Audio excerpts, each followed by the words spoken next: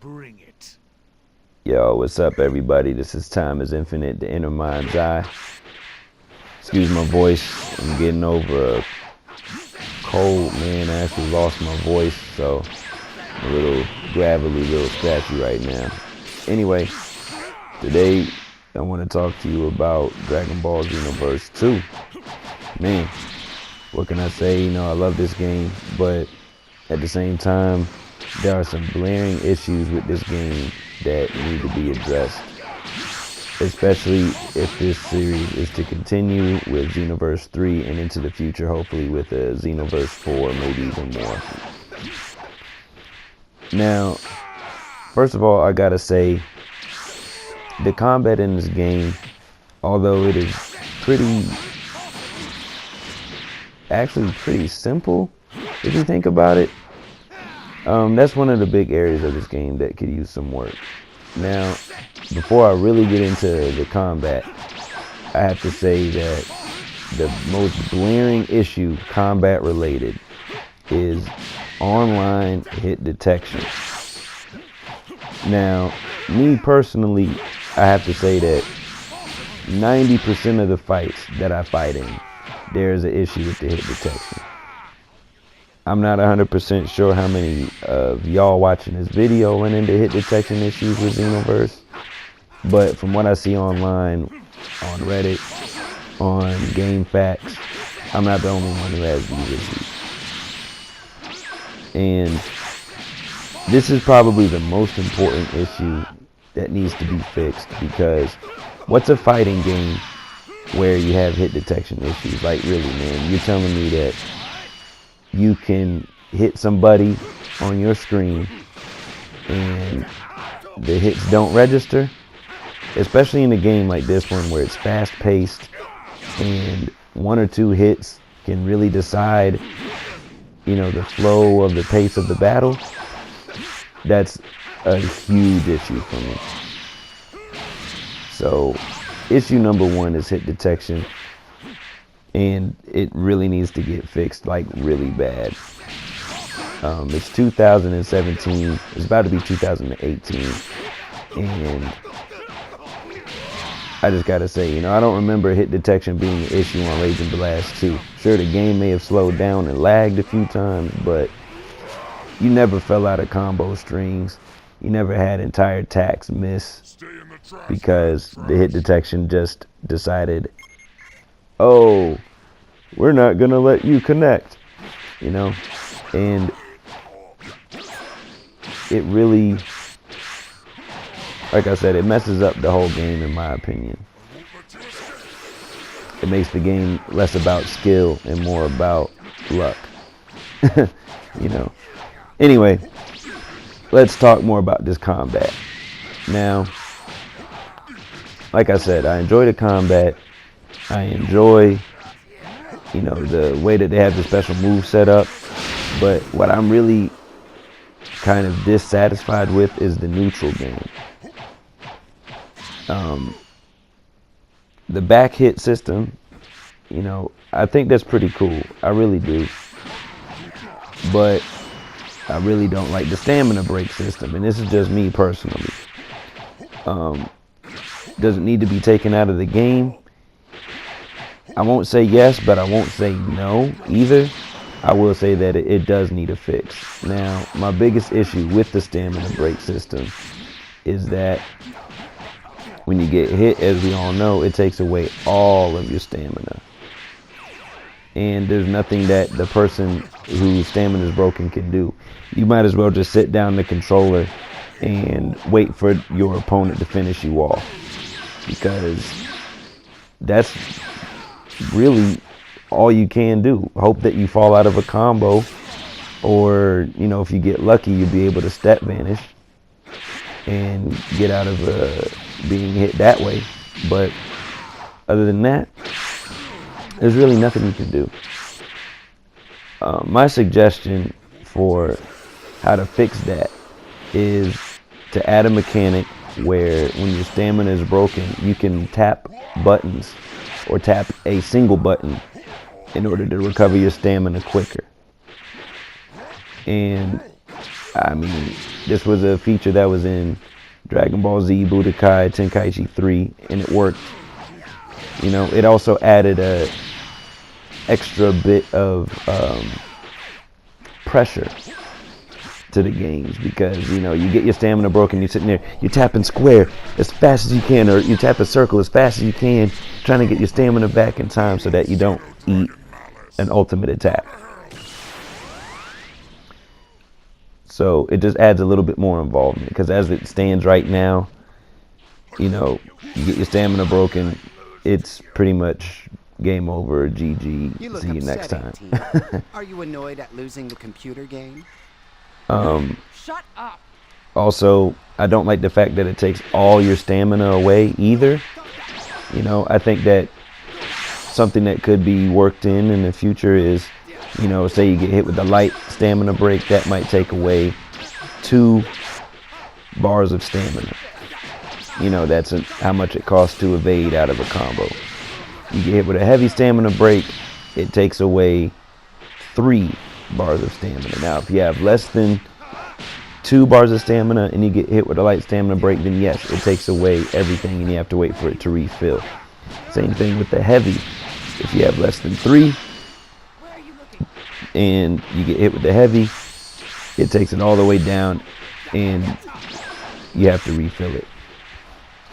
Once again, you know, this is where I think it would be good to see a mechanic where you tap the buttons for your stamina to come back quicker when you're in the red and it's refilling and you can't block or anything. Now, another thing that I think should have to do with stamina is step vanishing. As we know it right now, step vanishing is, honestly, it's the best defensive mechanic in the entire game. You can go through attacks, you can evade attacks, you can do anything as long as you can step vanish. But the problem that this does is that you have people that will step vanish the entire match. And once again, due to the hit detection and the lag and things of that nature, it makes you pretty much invincible. And the one thing that I would like to see implemented in the future is that it costs to step vanish. Whether it's half a bar of stamina, and it has to be stamina, because, you know, that makes it so that you actually have to manage your stamina a little bit better. As we know, Xenoverse is really a game about stamina management, but, you know, with step vanish, it makes it so that you can avoid things anyway. What's the point of even having it then? You know, but yeah, so like I was saying, I think that the step vanish should cost a little bit of stamina, maybe half a bar, maybe a full bar, but you know, then you're gonna only be looking at about 7 step vanishes if you're lucky, and that's if you have 7 bars. So I think about half a bar of stamina for the step vanish would be a good cost. The next thing I want to talk about, aside from the stamina break system itself, one thing that I severely miss from games like Raging Blast and Tenkaichi was the ability to have directional inputs when you attack somebody. You know, if you hold left and square, you smack somebody to the left. You hold right and square, you smack somebody to the right. Up and square, you're going to hit someone up into the air. Down and square, you're going to bash them down into the ground. Now, what I would like to see is for something like that to come back. You know? That's part of Dragon Ball Z to me, man. Where you smack at somebody as hard as you can into the direction that you choose, you know? Because to me, one of the big issues with this game, and possibly, you know, this is hit detection related as well, is you have these auto dash combos, like with the Frieza character, with the male Saiyans, and some of the cast characters, where you knock them away and automatically dash to your opponent. Sometimes these attacks don't hit online at all. And it really just doesn't, it doesn't do the game justice. You know, it'll work offline, and that's the issue, is that these combos work offline, but it won't work online, which is where a majority of us players are spending their time is online. You know, I don't know many people, except for myself, that really put in a lot of time offline playing the parallel quests, because let's be real, this is, like I said earlier, it's 2017, 2018, and we want to play online. That's the whole point, you know? But yeah, man, I really don't like those auto dash combos. To me, they kind of mess up the game. You know, I like Dragon Ball Z. It's all up in your face. You know, it's the greatest action series of all time, man. So, you know, I'm just looking at it and I'm saying, why are we doing these auto dash combos? I think they're disgusting. But yeah, you know, anyway, so regarding the directional input, now you can still have the stamina break system, because we have the option of attacking with square and triangle. Heck, a button that's even severely underused is the circle button. Look at it this way: you move the stamina break to circle, right? So up in circle will do your heavy stamina break, down in circle will do your light stamina break, or something like that. That way you got directional inputs with square that can just be, you know, one direction, and is, you know, not a heavy hit that'll knock them back or anything, but, you know, just a light tap that'll push from the left. Then if you do directional input with triangle, that could be like your heavy knockbacks with the directional input as well. And since there would be directional input on offense, there should be directional input on defense as well. Block from the left, block from the right, block up, and block down.